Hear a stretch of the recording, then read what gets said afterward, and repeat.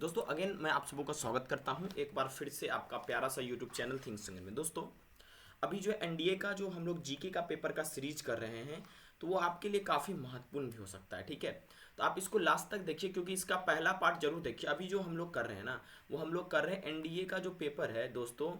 NDA का जो paper है वो 2021 के पेपर को हम लोग सेकेंड को कर रहे हैं। ठीक है, तो आप पेपर एक बार डाउनलोड कर लीजिए अपने मोबाइल में, तब इसको देखिए।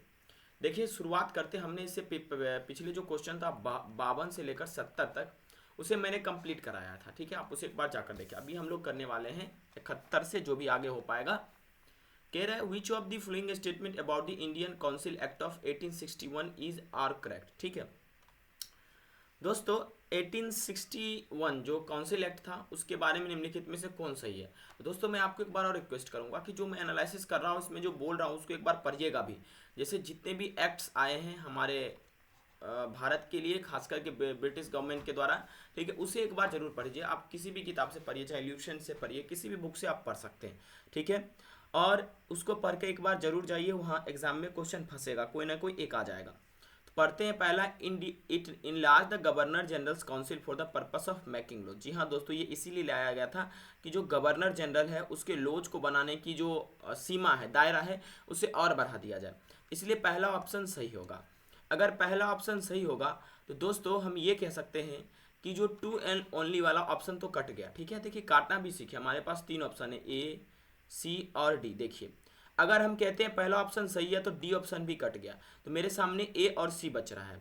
अब दूसरा देखना पड़ेगा, the governor general was not authorise to increase the number of numbers members. ठीक है दोस्तों, गवर्नर जनरल को ऑथराइज किया गया था कि आप मेंबर को बढ़ा सकते हैं। इसीलिए दोस्तों यहाँ पर जो दूसरा ऑप्शन क्या होगा, गलत होगा। इसलिए एक ओनली इसका सही ऑप्शन हो जाएगा। दोस्तों इसमें भारत के भी कई 3 लोगों को दोस्तों क्या किया गया था, इसमें रखा गया था। बताइए उन 3 लोगों का नाम बताइए। ठीक है, ओके दोस्तों, तो चलिए आप एक बार क्या कीजिएगा, अपने मन से भी Indian Council act 1861, regulating act के बारे में पढ़ेंगे, चार्टर एक्ट के बारे में पढ़ेंगे। ठीक है, ये सब एक्ट के बारे में एक बार आप जरूर पढ़ेंगे। ठीक है दोस्तों, चलिए अगला क्वेश्चन पे हम लोग ध्यान देते हैं।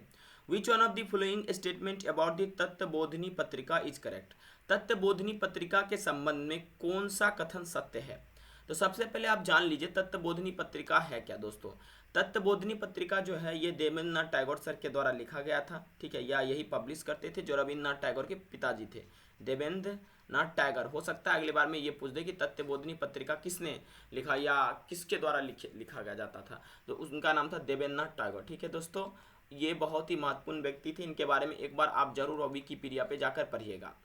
दोस्तों जो तत्वबोधिनी पत्रिका थी उसका मेन एम था कि जो सिस्टमेटिक स्टडी हो इंडिया के पास्ट के बारे में, वो बंगाली लैंग्वेज में कराया जाए। ठीक है, इसलिए दोस्तों इसका ए ऑप्शन सही होगा। दोस्तों ये मॉडर्न इंडिया का क्वेश्चन है, एनसीईआरटी से पूछा गया है। और मैं मॉडर्न इंडिया के लिए अगर आपके पास समय नहीं है तो मैं महेश बर्नवाल सर की बुक को आपको रेफर करता हूँ, आप उसे पढ़िएगा।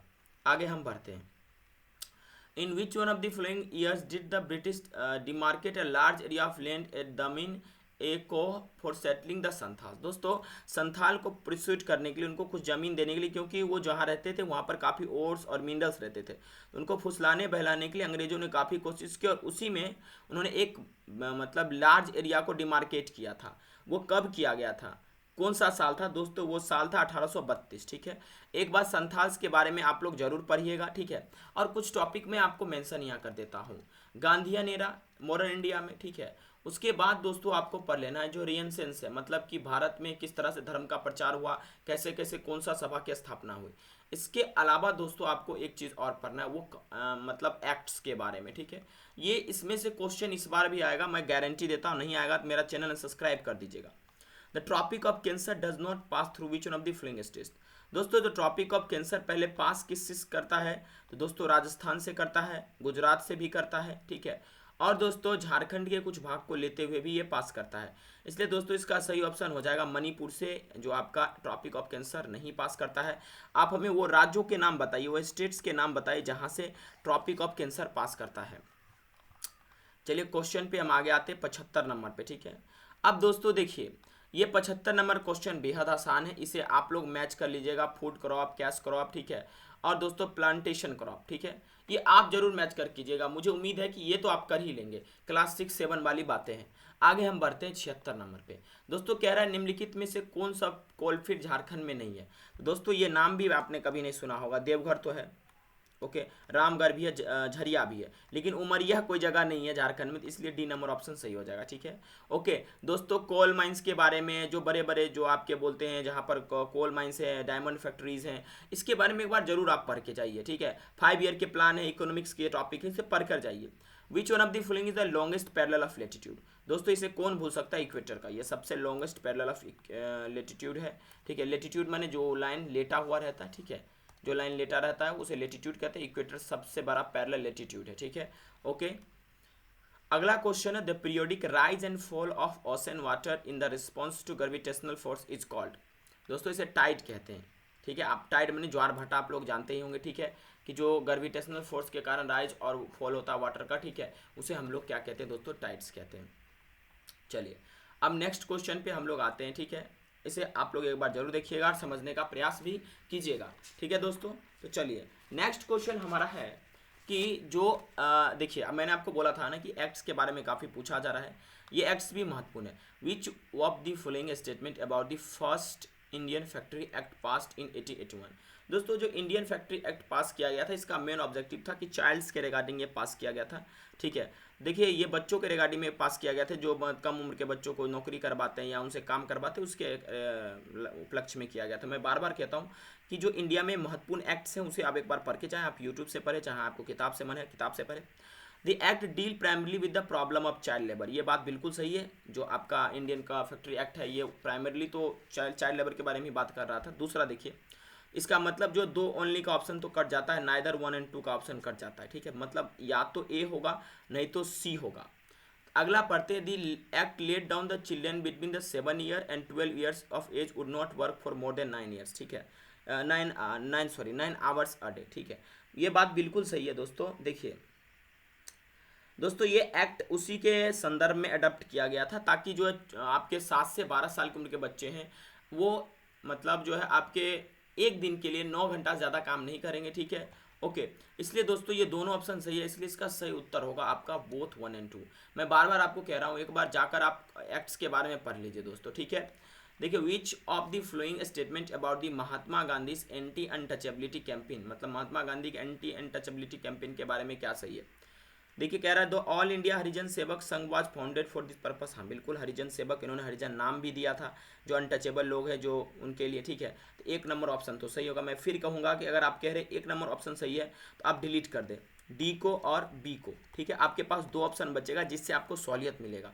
अगर आप एक उत्तर जानते हैं तो एलिमिनेशन करना सीखिए। ठीक है, अब देखिए अगला, इस ये सही है गलत है तभी हमारा उत्तर मिल पाएगा। The campaign was to root out the untouchability since didn't enjoy the sanction of the Hindu shastra. ठीक है दोस्तों, एक बात मैं आपको बताऊं, जो ये कैंपेन था इसका मेन तो काम था अनटचेबिलिटी को हटाना, लेकिन दोस्तों इसमें हिंदू लोग काफ़ी सेंक्शन लगाए थे। ठीक है, इस सेंक्शन के कारण जो है दोस्तों ये आगे बढ़ भी नहीं पा रहा था। ठीक है, इसीलिए ऑप्शन नंबर 2 आपका जो है दोस्तों क्या होगा, ध्यान से समझिएगा। ऑप्शन नंबर हमने तो टिक लगा दिया, ठीक है, लेकिन हमें चेक भी करना पड़ेगा ना कि ऑप्शन नंबर 2 सही है या 1 सही है। दोस्तों एक बात देखिए, इसमें सेंक्शन लगाए गए थे, इसलिए दोस्तों ऑप्शन नंबर 2 सही नहीं है। अगर ऑप्शन नंबर 2 सही नहीं है तो इसका सही उत्तर क्या होगा, 1 ओनली, क्योंकि तब सी भी सही होगा, क्योंकि यहाँ पर बोथ 1 और 2 कह रहा है। ठीक है, ध्यान रखिएगा इस बात को। अगला है the founder of the Paramhansa Mandali founded in Maharashtra believe in which one of the following. ये किसे भूल सकता है, जो परमहंस मंडली था। मैं आपको एक बात और कहता हूँ कि जो भारत में जो धर्म का प्रचार हुआ है, जैसे ब्रह्म समाज, आर्य समाज, तत्वबोधिनी सभा, ये आपका चैप्टर का नाम है कि भारत में किस तरह से धर्म का जो है प्रचार हुआ, आगे बढ़ा। इंडियन रिलीजियस मूवमेंट इस बार भी पूछा जाएगा, 22 के जो सेकेंड के एग्जाम है, इंडियन रिलीजियस मूवमेंट एक बार जरूर पढ़ के जाइएगा। इसके बारे में मॉडर्न इंडिया का टॉपिक है, क्वेश्चन टपकेगा निश्चित रूप से। कहाँ से पढ़ना है तो modern India Mahesh Barnwal sir के बुक है, वहाँ से पढ़ लीजिए। ठीक है, नहीं तो एनसीईआरटी के नोट्स को रेफर करें। ठीक है, देखिए दोस्तों इसका मेन एम था, जो आपका परमहंस मंडली था उनका मेन एम था कि 1 God and in breaking caste rules. ठीक है, एक ही ईश्वर में विश्वास करना, जो कास्ट के बैरिकेड है इसको तोड़ना। ठीक है, आगे हम लोग बढ़ते हैं। Which one of the following statement about the Stars issued during the revolt of 1857 is correct। दोस्तों देखिए ये जो स्थार था ये इसका मेन एम था कि जो आपका को एग्जिस्टेंस है अलग अलग कम्युनिटीज़ मुगल एम्पायर के, उसको क्या करना, ग्लोरीफाइड करना। क्या करना दोस्तों, उसको ग्लोरीफाइड करना। और ये दोस्तों कब हुआ था, ठीक है, तो आपको ये लगभग हमें जहाँ तक याद है 1851 के आसपास हुआ था, ठीक है, ओके। अब दोस्तों हमें आप बता सकते हैं कि जो 57 का रेवोल्ट हुआ था ये कब शुरू हुआ था, और इस रेवोल्ट के दौरान जो आपके गवर्नर जनरल वो कौन थे, और इसका कंसिक्वेंसेस क्या हुआ। काफ़ी सारे क्वेश्चन इससे पूछा जाता है। ये बहुत ही महत्वपूर्ण क्वेश्चन है, VBI क्वेश्चन है, ठीक है, देखिएगा। During the industrial revolution who among the flowing design the flying shuttle loom. दोस्तों फ्लाइंग शटल लूम की आविष्कार किसने किया और उसको बेहतरीन ढंग से डिजाइन किसने किया, उनका नाम था जॉन के। इन्होंने और अपग्रेड कर दिया, ठीक है। एक बार आप विकीपीडिया पे जाकर जॉन के बारे में जरूर पढ़िएगा, क्योंकि दोस्तों हम एनालिसिस कर रहे हैं, तो अगर हम सबके बारे में बताने लगे तो वीडियो बहुत लंबा हो जाएगा। इसलिए मैं आपको सजेस्ट करता हूँ जॉन के, सैमुअल क्रॉम्पटन, एडमंड कार्टराइट और रिचर्ड के बारे में आप एक बार जाकर जरूर पढ़ें, ठीक है। 84 नंबर पे हम चलते हैं। यहाँ पर मैच करने वाला है डैम्स के बारे में, ठीक है, आप इसे एक बार जरूर पढ़िएगा। यहाँ डैम है और यहाँ स्टेट है। हीराकुंड डैम दोस्तों ओडिशा में है, ठीक है। कोसी तो बिहार में, कोसी नदी बिहार का सौरव भी बोला जाता है इसको। पेंचेट और उकाई, उकाई तो गुजरात में। बस 3 ही काफ़ी है। ए का 3, ओके, ए का अगर 3 हुआ तो डी नंबर ऑप्शन एलिमिनेट करो फटाक से, ठीक है। और उसके बाद दोस्तों आपका जो है सी का 2 है, तो सी का 2 है तो इसका मतलब ये हुआ कि सी नंबर ऑप्शन भी नहीं होगा और बी नंबर ऑप्शन भी नहीं होगा, तो ए नंबर ऑप्शन आप बच जाता है आपका। ए का 3, बी का 4, एकदम पंचेट, पेंचेट आपका झारखंड में है। और दोस्तों ये भी ध्यान रखिएगा कि आप ये किस नदी के किनारे है, अगले बार ये भी पूछ सकता है, ठीक है। तो सी का दोस्तों क्या हो जाएगा आपका 2 हो जाएगा और डी का 1 हो जाएगा, ठीक है। आगे बढ़ते हैं, चलिए। विच one of the flowing feature of is a result of erosion and deposition work of river. दोस्तों देखिए पॉथहोल्स हो ही नहीं सकता है, रोड पे गड्ढा बनता है, ले भी हो नहीं सकता क्योंकि एक तरह का ये पानी रोकने का काम करता है, ठीक है, बांध की तरह काम करता है। रैपिड हो नहीं सकता, 3 ऑप्शन हो ही नहीं सकता। तो ऑक्सबो लेक दोस्तों आप लोग देखे ही होंगे कि जब मतलब कौन सा फीचर बनता है जब इरोजन हो जाता है, deposition of work of river होता है, तो दोस्तों वो फीचर आपका बनता है ऑक्सबो लेक, ठीक है। ओके दोस्तों, क्लियर है। चलिए आगे हम लोग ध्यान देते हैं, ठीक है दोस्तों। अगला है आपका कि which one of the following is not a feature of agriculture in India. दोस्तों एग्रीकल्चर, भारत के एग्रीकल्चर का कौन सा फीचर नहीं है, तो दोस्तों सबसे पहले हम बताते हैं फीचर है क्या। दोस्तों हम लोग मानसून पे डिपेंड रहते हैं, पहला फीचर ये है, तो सी नंबर ऑप्शन सही है। उसके बाद दोस्तों अगला है सब्सटीटेंस एग्रीकल्चर, ठीक है। दोस्तों देखिए सब्सटीटेंस एग्रीकल्चर का मतलब हुआ कि फार्मर लोग क्या करते हैं, ऑन करते हैं किस चीज़ को, तो फार्मर लोग आपका ऑन करते हैं जो मतलब लैंड होता है। जी हाँ, प्रेशर ऑफ पॉपुलेशन और एग्रीकल्चर, एग्रीकल्चर का पर प्रेशर होता है पॉपुलेशन का, ठीक है, क्योंकि हम लोग का पॉपुलेशन तेज़ी से ग्रो कर रहा है, इस वजह से हम लोगों को ज़्यादा क्रॉप्स उगाने होंगे। लेकिन कैश क्रॉप का कोई डोमिनेंस नहीं रहता है। कैश क्रॉप का माने सीधा सीधा हुआ दोस्तों कि ऐसे क्रॉप जिसपे काफ़ी मात्रा में प्रॉफिट आता है, ठीक है। आप हमें 1-2 कैश क्रॉप का एग्जांपल बताइए, क्योंकि पीछे अगर आप क्वेश्चन किए होंगे तो आपको क्रैश क्रॉप मतलब कैश क्रॉप का आइडिया आ गया होगा, ठीक है। अब आप लोगों को समझ में आया होगा हम जो बात कर रहे हैं इसमें, ठीक है दोस्तों। चलिए आप लोग दोस्तों धीरे धीरे पढ़ें इस चीज़ को लेकर, ठीक है। देखिए विच one of the following is not specified submission of the national live stock mission. National live stock mission दोस्तों मैं आपको बता देता हूँ, ठीक है। जो हमारा भंडारण है या लाइव स्टॉक है, इसके बारे में आप मिनिस्ट्री ऑफ क्या बोलते हैं जाकर मिनिस्ट्री ऑफ होम अफेयर्स पे जाकर इसके बारे में आप पढ़े, और बहुत सारा जो है दोस्तों इसके बारे में जानकारी दिया गया है। इसमें कौन कह रहा है कि नहीं है स्पेसिफाइड सब मिशन इसका, ठीक है दोस्तों। इसमें जो है ये तो है लाइव स्टॉक डेवलपमेंट है, pig development north western region में, ठीक है। फोडर एंड फीड डेवलपमेंट चारा के बारे में, लेकिन स्किल डेवलपमेंट टेक्नोलॉजी ट्रांसफर ये सब दोस्तों ह्यूमन से रिलेटेड है, इसलिए डी ऑप्शन इसका जो है सही उत्तर होगा। बाकी ये सब ऑप्शन होगा लेकिन डी ऑप्शन सही उत्तर होगा, ठीक है। अगला है who among the following wrote a famous text a discourse on political economy. दोस्तों इस जो है इसको रॉसे लिखे थे, ये जो बहुत ही फेमस किताब था। ओके। और दोस्तों एक बात और मैं आपको बताना चाहता हूँ, एडम स्मिथ बहुत ही खतरनाक इकोनॉमिस्ट थे। इन्होंने वेल्थ ऑफ नेशन थे इस तरह की किताब लिखा, वेल्थ ऑफ नेशन, ये लिख लीजिएगा, अगले बार कहीं पूछ दे वेल्थ ऑफ नेशन किसने लिखा, तो ये आपको बताना है। दोस्तों क्वेश्चन का नेचर आप देख पा रहे हैं ना, ठीक है, कि किस तरह का क्वेश्चन आपको पूछा जा रहा है। ठीक है, अब अगला क्वेश्चन है, which of the following statement about the resolution adopted in the Karachi session of Indian National Congress with regard to fundamental right and economic policy are correct. दोस्तों मैं आपको बता देता हूँ, क्वेश्चन क्या है कि कराची सेशन में कौन सा जो है आपका मतलब जो है रेजोल्यूशन को अडेप्ट किया गया नेशनल कांग्रेस के द्वारा। ठीक है, फंडामेंटल राइट्स के लिए और इकोनॉमी पॉलिसी के लिए। दोस्तों देखिए, आपको एक बात और बताता हूँ, आप आईएनएस के बारे, इंडियन नेशनल कांग्रेस के बारे में एक बार जरूर पढ़ के जाइएगा, कब स्थापना हुआ, इसके फादर कौन है, कब कौन सा सेशन में कब हुआ। ठीक है, अच्छा एक बात बताइए, कौन से ऐसे मतलब व्यक्ति थे जिन्हें grand old man of India कहा जाता है और 3 टाइम्स लगातार इंडियन नेशनल कांग्रेस के प्रेसिडेंट बने। कमेंट में जरूर मतलब दोस्तों क्या कीजिएगा, पिन कीजिएगा। चलिए देख लेते हैं। देखिए दोस्तों, सबसे पहले मैं आपको बता दूं, जो आपका ये इंडियन नेशनल कांग्रेस का जो मतलब फंडामेंटल राइट और इकोनॉमिक पॉलिसी को लिखा, ये सबसे पहले आपका जो है अम्बालाल साराभाई जो थे उस समय। ठीक है, एक तरह के आपके एक तरह के यूँ कह सकते हैं इंडस्ट्रियलिस्ट थे, वो कभी भी इसको अपोज नहीं किए, बहुत अच्छा फ्रेंड थे गांधी जी का। ठीक है, इसलिए ये तो गलत ऑप्शन है। ठीक है, ये रिडिकुलस ऑप्शन है। अगर ये रिडिकुलस ऑप्शन है, इसका मतलब ये हुआ कि 2 ओनली ही सही हो सकता है, क्योंकि उस समय 20 पॉइंट इंक्लूड किया गया था सिविल लिबर्टीज़ के लिए और एडल्ट सफरेज के लिए, जो वोट उठ होता है उसके लिए। ठीक है, चलिए 90 नंबर क्वेश्चन पे आते हैं। Which of the following statement about the law commission headed by lord Macaulay. ठीक है, देखिए दोस्तों, जो लॉ कमीशन लाया गया था, ठीक है, वो जो आपका था, ध्यान से समझिएगा कि ये जो लॉ था एप्लीकेबल था नॉन हिंदू लोग पर, नॉन मुस्लिम पर और देयर अलग अलग राइट्स के बारे में ये था। ठीक है, तो दोस्तों इसका मतलब क्या हुआ कि इसका काम था कोडिफाई करना लॉ का। ठीक है, और it was oppose to uniform system of courts, नहीं ये अपोज नहीं किया था। ठीक है, इसलिए इसका सही ये क्या किया था, सपोर्ट किया था, इट सपोर्टेड। ठीक है, तो इसका सही ऑप्शन क्या होगा, ए नंबर ऑप्शन सही होगा। तो आपको मैं एक बार बोलता हूँ कि लॉर्ड मकॉले के बारे में एक बार जरूर पढ़िएगा, ये काफ़ी महत्वपूर्ण भूमिका निभाए थे इंडियन का जो सिस्टमेटिक स्टडी था या और बहुत सारी चीज़ों में। ठीक है, आगे बढ़ते हैं।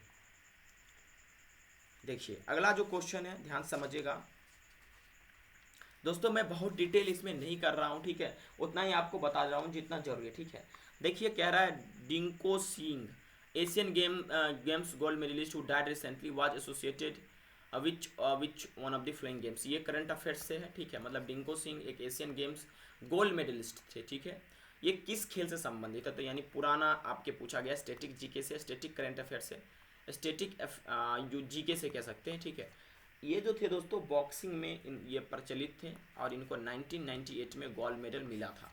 ठीक है, अगला क्वेश्चन, अगला क्वेश्चन ये भी करंट अफेयर से ही है। Who among the following is the lone Indian cricket included in the ICC hall of fame special induction to mark inaugural ICC world test champion final. ठीक है, इसको हिंदी में पढ़ लेते हैं। ठीक है, थोड़ा सा ओके। देखिए निम्नलिखित में एकमात्र भारतीय क्रिकेटर कौन है जिसे ICC world test champions final के उद्घाटन के अवसर पर ICC hall of the fame विशिष्ट समावेशन के रूप में शामिल किया गया था। ठीक है, इसका सही ऑप्शन दोस्तों होगा विनोद दोस्तों क्या है, विनोद, बीनू नाम है उसे यहाँ पर, बीनू माकन। ठीक है दोस्तों, जब इंग्लिश में समझ में ना आए तो हिंदी में पढ़ लिया करो। ठीक है, ओके, इनका क्या नाम था, बीनू माकन। ठीक है, सही ऑप्शन होगा, आप लोग देख ही लिए क्वेश्चन में। ठीक है, अगला ये तो बहुत आसान है, निम्नलिखित में से कौन से जो है मतलब नेशन परमानेंट मेंबर नहीं है G7 का, तो इंडिया। ठीक है, ये भी करंट का ही था उस समय। ऑपरेशन ओलिविया काफ़ी प्रचलित था दोस्तों, ऑलिव रिडली टर्टल को बचाने के लिए। आप हमें बताएं ऑलिव रिडली टर्टल किस स्टेट से ज़्यादा एसोसिएटेड है, इंडिया के स्टेट से। ये किससे, देखिए कह रहा है कि ये जो ऑपरेशन ओलिविया है, ये इनिशिएटिव किसके द्वारा लिया गया है, तो दोस्तों ये इनिशिएटिव इंडियन कोस्ट गार्ड ने ही चलाया था। ठीक है, ओके, ये ध्यान रखिएगा, ये भी आप याद रखिएगा। जैसे कोई योजना है वो किसके अंतर्गत है, किस मतलब पोर्टल के या अंतर्गत है, ये ध्यान में रखिएगा। देखिए who among the following is the winner of French open 2021 men's single final. ठीक है, तो दोस्तों ये तो सभी लोग जानते हैं, ये करंट का पार्ट है। ठीक है, नोबोक। ठीक है, 95 का ए, ये ज़्यादा डिटेल करने की जरूरत नहीं है। ठीक है, 96 देखिए, okay, economics Rebecca Grynspan who recently become the first woman to appointed as the head of United Nations Conference Trade and Development hails from। ये कहाँ से आती है दोस्तों, कोस्ट रिका। दोस्तों मैं बार बार बताता हूँ, जब इंग्लिश में ना समझे तो 96 का आप हिंदी में पढ़ सकते हैं। देखिए जैसे कि अर्थशास्त्री रेबेका ग्रीन्सपेन जो व्यापार और विकास पर संयुक्त राष्ट्र सम्मेलन के अध्यक्ष के रूप में हाल में ही नियुक्त होने वाली पहली महिला है, किस देश से है? तो ये कोस्टा रिका से है। कहाँ से है? Costa Rica. और आप ध्यान रखिएगा जो आपका दोस्तों ये UNCTAD है, ठीक है, ये दोस्तों आपका इसका हेडक्वार्टर कहाँ है और इसमें इसका क्या महत्व है, और कुछ दोस्तों जैसे आपका सार्क के बारे में, उसके बाद ओपेक के बारे में, ठीक है, और इस्लामिक ऑपरेशन के बारे में आपको पढ़ लेना। देखिए अगला क्वेश्चन है बेल्ट एंड रोड इनिशिएटिव, क्षेत्र और सड़क पहल निम्नलिखित में किस देश की विदेशी नीतिगत पहल है? ये दोस्तों चीन की है। इसमें काफ़ी विवाद हुआ था। बेल्ट और रोड इनिशिएटिव के थ्रू वो दोस्तों आपको पता होगा सियाचिन ग्लेशियर के पीछे से वो रोड निकाले हैं और जो पाकिस्तान में जाकर मिलता है, ठीक है, जिससे वो काफ़ी इकोनॉमिक पहल करते हैं, जिस भारत को भी बोला गया था इससे कनेक्ट करने के लिए, लेकिन भारत ने मना कर दिया क्योंकि हम लोगों ने चीन का जो है पहले से उसका अत्याचारी भाव हम लोग देख चुके हैं, ठीक है। ये भी क्वेश्चन दोस्तों करंट से काफ़ी क्वेश्चन आसान दागे जाते हैं। तो आप देखिए क्या क्या पूछे जाते हैं, आप उस पर एक बार ध्यान देंगे ना तो आपका डेफिनेटली अच्छा जाएगा एग्जाम, ठीक है दोस्तों। कहीं से भी कोई एक मैगजीन उठाइए, उसको पूरा पढ़ के जाइए। विच one of the following is the theme of the international day of yoga 2021?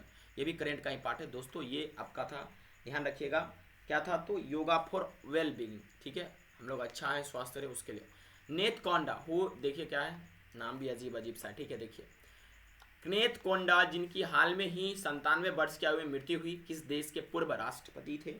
ये आपका करंट अफेयर्स का था। जाम्बिया का ये थे राष्ट्रपति। और एक बात और, जाम्बिया किन किन राज्यों को टच करता है, किस आपके रीजन में आता है, कौन से कंटिनेंट में आता है, आप हमें बताएं। ब्राजील किस कंटिनेंट में आता है, मैक्सिको क्यों प्रसिद्ध है, और दक्षिणी सूडान किस चीज़ को लेकर प्रसिद्ध है, ये हमें एक बार कमेंट में जरूर बताइएगा।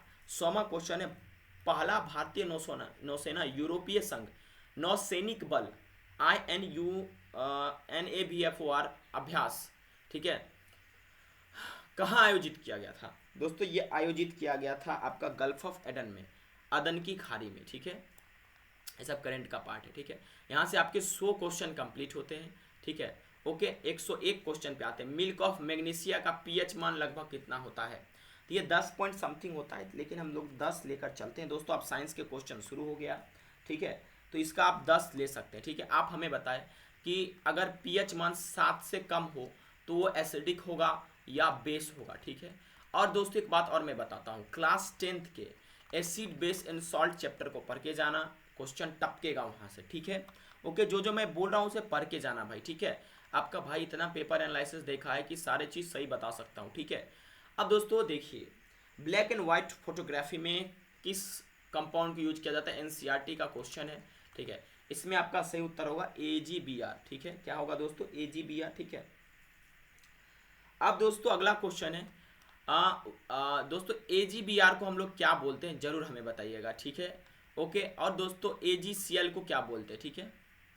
तो AgBr को सिल्वर ब्रोमाइड बोला जाता है, AgCl को सिल्वर क्लोराइड बोला जाता है। इसके बाद एक और आप हमें बताएं, जो हम लोग जो वोटर्स का इंक जो बनता है उसमें कौन सा केमिकल होता है, कमेंट करके बताइए।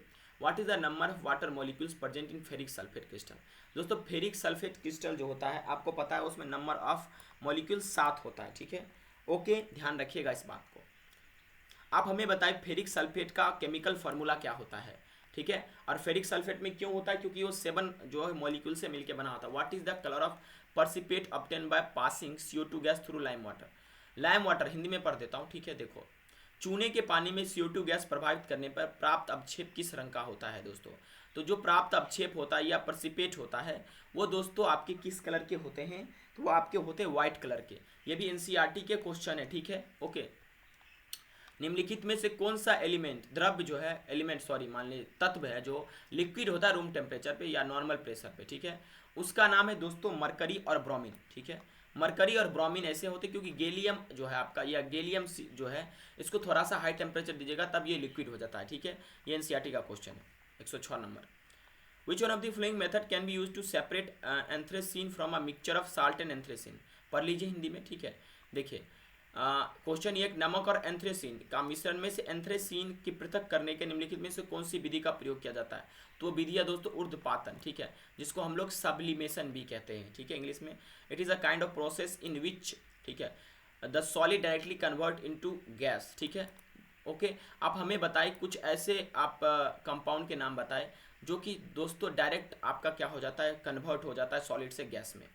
आप हमें ये जरूर बताइए क्रोमेटोग्राफी का यूज किस में किया जाता है और डिस्टिलेशन का यूज किस में किया जाता है, बहुत ज़्यादा जरूरी है, ठीक है। ओके दोस्तों देखिए अगला क्वेश्चन है, shoots of plant show upward movement it can be designated to be. 107 का हिंदी पढ़ लीजिए, ठीक है। देखिए पौधे के प्रोह प्रोह प्रोह उदर गति प्रदर्शित करते हैं, इसे निम्नलिखित में से किसे अभिहित किया जा सकता है। दोस्तों देखिए ये मैं तो हिंदी ज़्यादा जानता नहीं, इंग्लिश में एक्सप्लेन करूँगा, ठीक है। देखिए जो सूट्स ऑफ प्लांट जो अपवार्ड मूवमेंट दिखाते हैं आगे की ओर, ठीक है, वो दोस्तों किसके कारण दिखाते हैं, तो वो दिखाते हैं आपके दोस्तों निगेटिवली जियोट्रॉपिक के कारण, ठीक है, क्योंकि नीचे से इस तरह से ग्रो करते हैं, ठीक है। तो आप लोग एक बार इसे पढ़ लीजिएगा। 108 number question, which one of the following statement about the process of photosynthesis is correct, ठीक है। तो दोस्तों देखिए केमिकल एनर्जी कभी भी इसमें कन्वर्ट नहीं होता, लाइट एनर्जी में, एक गलत स्टेटमेंट है, ठीक है, क्योंकि लाइट एनर्जी मिल ही रहता है, मिलता ही तो वो कन्वर्ट होता है दूसरे में केमिकल में। Water molecules spill into hydrogen and oxygen, नहीं, ठीक है। Light energy directly use to split and water, ठीक है, ये गलत है, एक ही ऑप्शन सही है, carbon dioxide is oxidised to form carbohydrate, ठीक है। दोस्तों देखिए ये एनालिसिस में कर रहा हूँ, तो हो सकता है कि कहीं त्रुटि भी हो, ठीक है।